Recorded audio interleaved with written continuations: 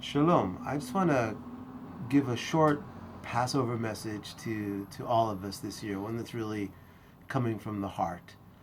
When I was a kid, growing up in Kindershul, I remember whenever we talked about Passover and freedom, there was this idea that none of us will be free until we're all free.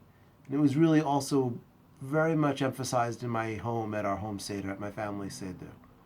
And I've been thinking a lot about that this year, in the sense that how many people on our planet right now don't live in freedom.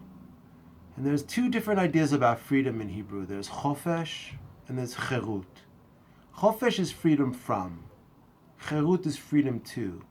Interestingly, when Moses says to Pharaoh, "Let my people go that they may serve God," that was about freedom to.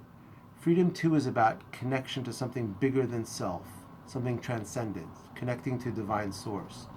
Freedom from is the basic peace that we need, the basic state of being that we need in order to go to freedom to. We need chofesh in order to get cherut.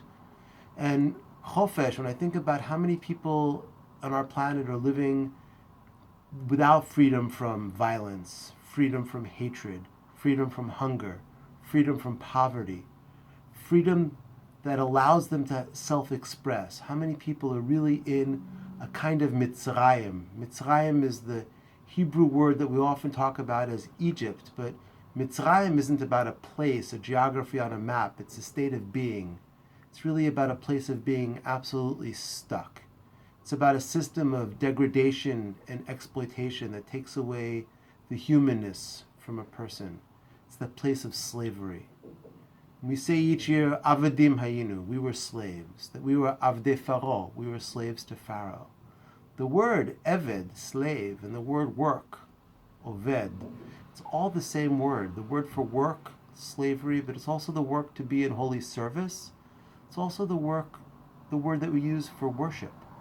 That we weren't just slaves to Pharaoh, but we were worshiping Pharaoh. We were stuck in this system.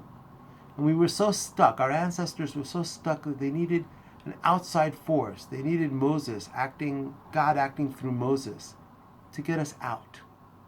When we think about that sense of liberation, we think about the people who live today without chofesh, without freedom.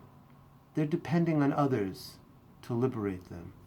So this year, when we're at our Seder, those of us who have a certain level of chofesh in our lives, when we're at our Seder and we're having that glimpse of cherut, that we're having that glimpse of remembering how God took our ancestors out of Mitzrayim and brought us to Mount Sinai, when we're in that place where we're sitting on pillows and we're serving each other and we're having that moment, I want us to turn up the volume.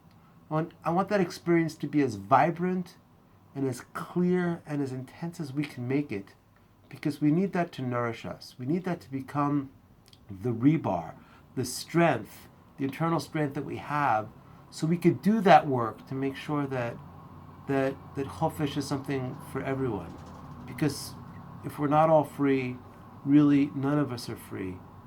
And that idea that God took us out with an outstretched arm, I really hold that if we can get to that place of God consciousness, if we can remember being really free people at our Seder table, and really connecting with each other as people who are created in God's image, if we can really connect to that place of Tzelem Elokim, then it's not just God's arm that's outstretched. We become God's outstretched arm. We become God's open hand.